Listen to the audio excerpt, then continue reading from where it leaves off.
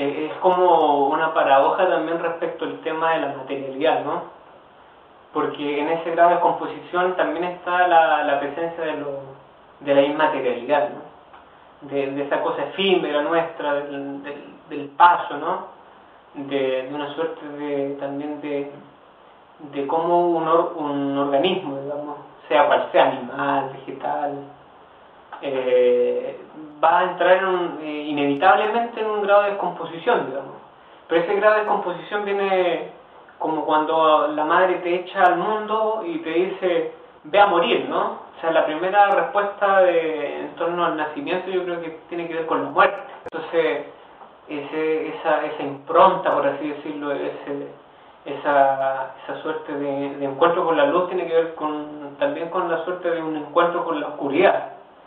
Entonces yo creo que frente a eso es como el tema de a esto vengo, o a esto voy a llegar, esto es mi destino, está preconcebido, ¿por qué vengo a esto? Digamos. Son preguntas que así como la suerte que uno de repente extraña respecto a la política, que son los grandes relatos, ¿no? Respecto a grandes acontecimientos, también o sea, yo creo que en el ser humano siempre están estas grandes preguntas. Yo tengo la percepción de que el trabajo de uno, o el trabajo de cualquier artista, nunca termina por ser interpretado. Entonces, siempre depende también de la situación epocal, ¿no?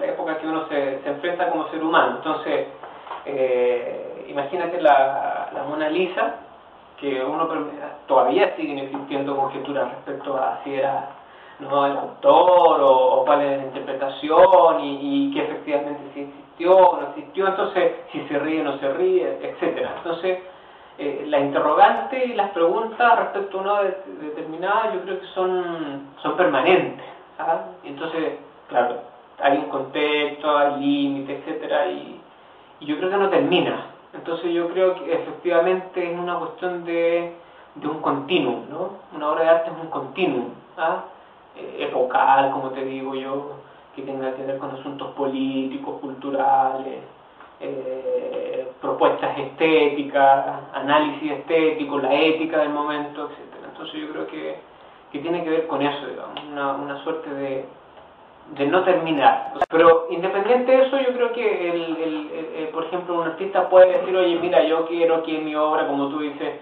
perdure, ¿no? Perdure en el tiempo, sea reconocida por otros, ¿no? Probablemente hay artistas que digan, no, ya, que vengo, sino a que mi obra permanezca, ¿no? Pero tú sabes que una vez muerto uno, se olvida del acontecimiento, ¿no? De ese acontecimiento de perdurabilidad. Entonces, frente a eso yo creo que lo más importante es hacer un trabajo honesto, que tenga ciertas preguntas, ¿no? Que tenga una reflexión, que conmueva, que transforme, y siempre, bueno, uno siempre se plantea como estas grandes ideas, ¿no?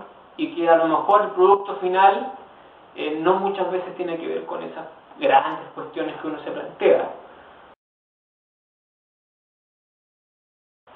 Sí, mira, hay dos cosas que trabajé ahí.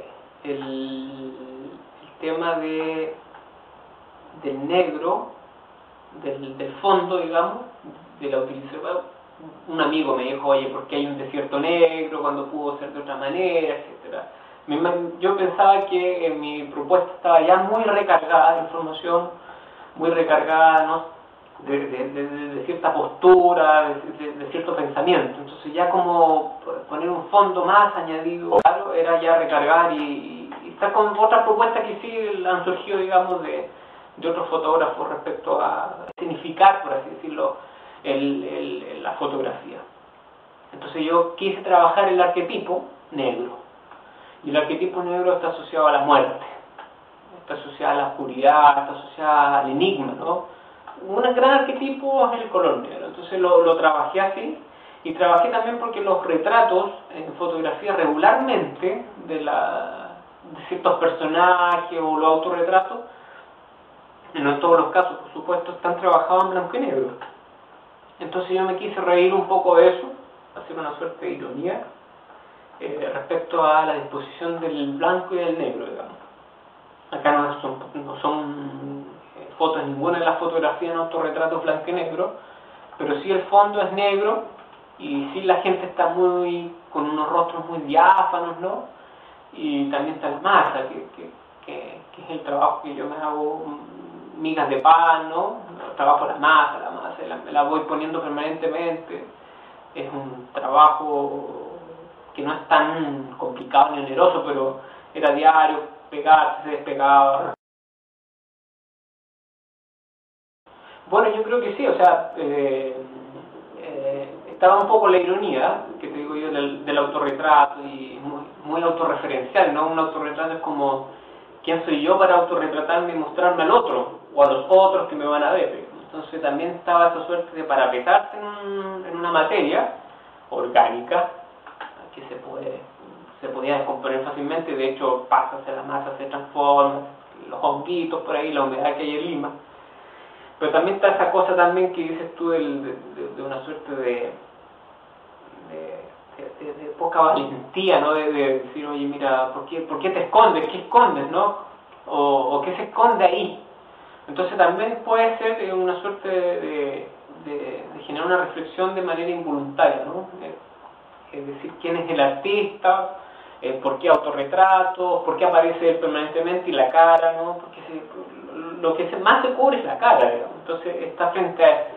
Es como también lo que te decía yo respecto a la escultura de Fado, que es la que tuviste en la mesa, es una suerte de generar asombro. O sea, yo creo que hemos perdido la capacidad de asombrarnos en cosas, pero yo creo que estamos hechos para el asombro.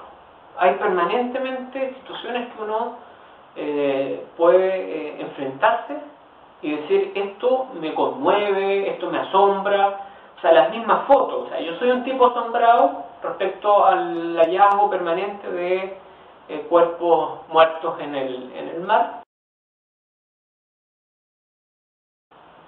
Son dos pulsiones y permanentes, ¿no?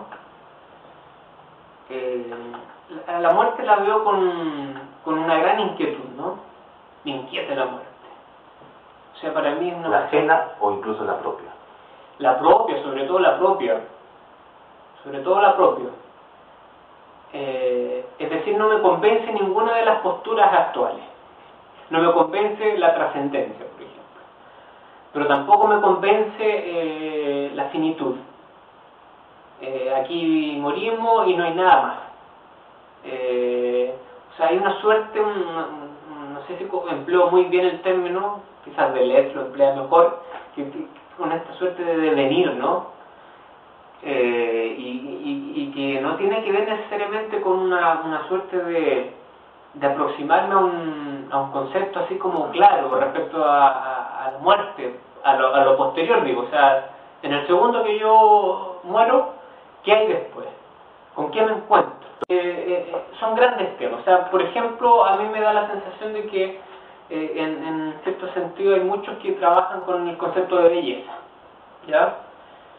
Y que lo toman en sus trabajos y explotan el concepto, y hay otros que también explotan el concepto de la muerte y otros explotan el concepto de erotismo y acaban terminando muy mal respecto a esos trabajos.